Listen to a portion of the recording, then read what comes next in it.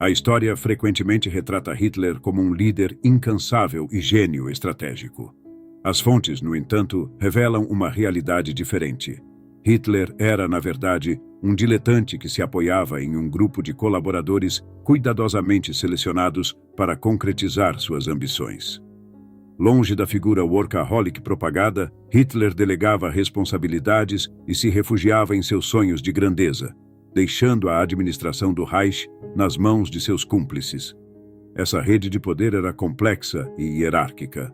No círculo mais próximo, a guarda fechada, figuravam nomes como Hermann Göring, Joseph Goebbels e Heinrich Himmler. Unidos por suas ambições e ideologias, eles tinham acesso irrestrito ao Führer e influenciavam diretamente as decisões mais cruéis do regime.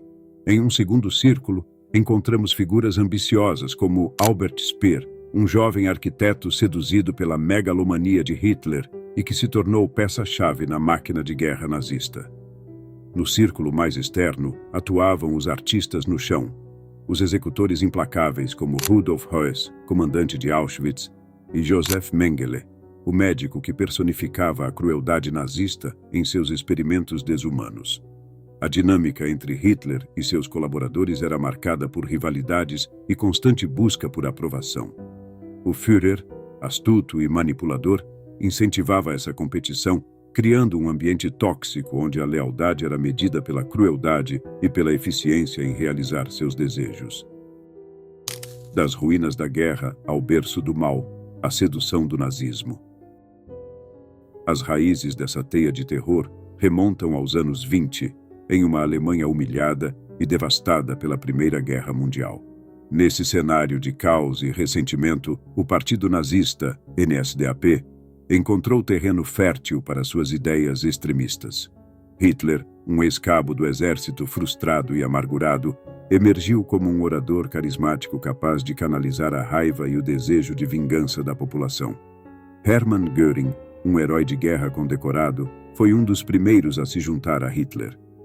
Atraído pela promessa de poder e grandeza, Göring oferecia a Hitler conexões e prestígio, além do capital social e financeiro que o partido tanto necessitava. Após a derrota do Putsch de Munique, em 1923, Göring se exilou e se tornou dependente de morfina, retornando à Alemanha em 1927, para retomar seu papel na ascensão do partido. Joseph Goebbels, um escritor frustrado e complexado por sua deficiência física, encontrou em Hitler um propósito para sua vida.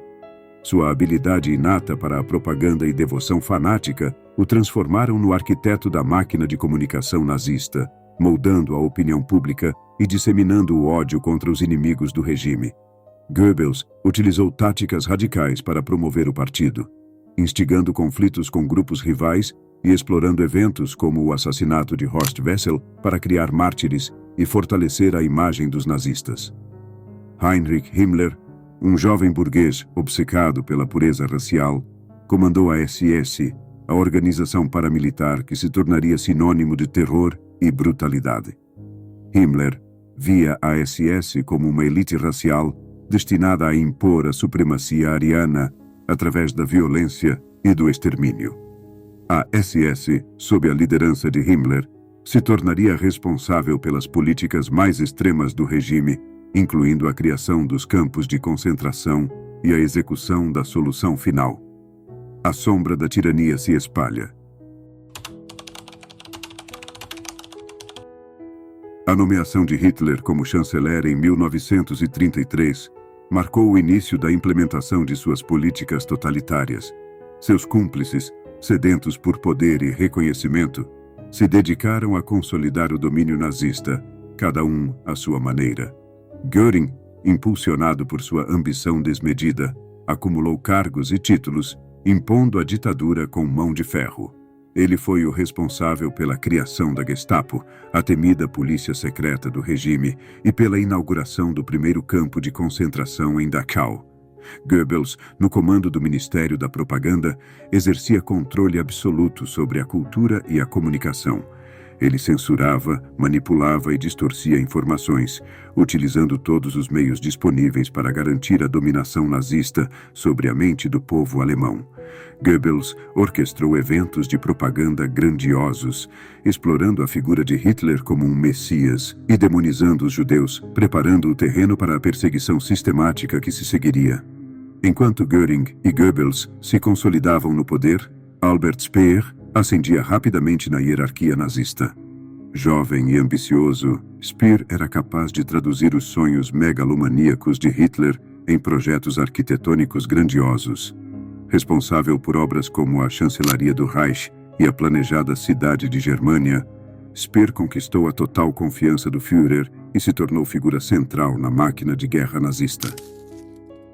Guerra total, rivalidades, ambições e o horror da solução final. A guerra intensificou as rivalidades entre os cúmplices de Hitler, expondo suas ambições e a fragilidade do regime. Göring, outrora o braço direito de Hitler, viu seu prestígio ruir diante da incapacidade de conter o avanço dos aliados. Seu vício em drogas se agravou, transformando-o em um pária dentro do próprio partido e alvo de zombaria. Speer, por outro lado, consolidou sua posição ao assumir o Ministério dos Armamentos e aumentar drasticamente a produção bélica, mesmo que isso significasse explorar mão de obra escrava em fábricas subterrâneas. Goebbels, explorando a fragilidade do regime e o crescente desespero da população, intensificou a propaganda, buscando mobilizar os alemães para um último esforço suicida. Ele se tornou um vice-Hitler, administrando a crise e preparando o povo para o sacrifício final em nome do Führer. Enquanto isso, Himmler, à frente da SS, impulsionava a solução final. Sob seu comando, os campos de concentração se expandiam, a rede de extermínio se aperfeiçoava e as atrocidades se intensificavam. Auschwitz, sob a direção de Rudolf Höss, se tornava o símbolo máximo da barbárie nazista. Ao lado de Höss, atuava Josef Mengele, o Anjo da Morte, realizando experimentos médicos cruéis em prisioneiros, buscando comprovar a suposta superioridade da raça ariana.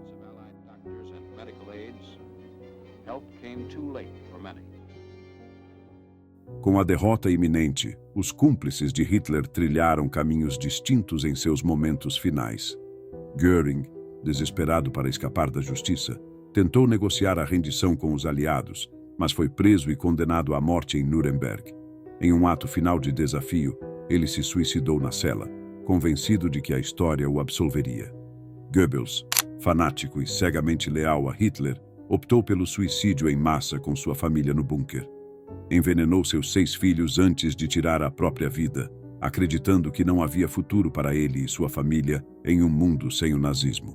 Himmler, buscando salvar sua própria pele, tentou negociar secretamente com os aliados, abandonando o Führer que jurara servir. Desmascarado e sem saída, ele também escolheu o suicídio, ingerindo uma cápsula de cianeto.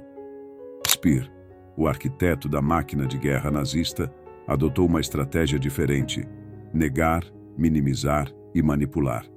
Ele se apresentou como um tecnocrata ingênuo, alheio aos horrores do regime. Condenado a 20 anos de prisão em Nuremberg, Speer se dedicou a construir uma narrativa que o isentava de culpa, se tornando um autor de sucesso após sua libertação. No entanto, evidências posteriores revelaram sua participação no Holocausto, desmascarando sua farsa, o legado do mal, uma advertência eterna. A história de Hitler e seus cúmplices serve como um alerta atemporal sobre os perigos da ambição desmedida, do fanatismo ideológico e da subserviência cega ao poder. É um lembrete brutal da importância da responsabilidade individual, da resistência à tirania e da defesa inabalável da democracia. A memória das vítimas do nazismo, silenciadas pela máquina de terror que esses homens construíram, deve servir como um farol, guiando as gerações futuras na luta contra a intolerância, a opressão e o ódio.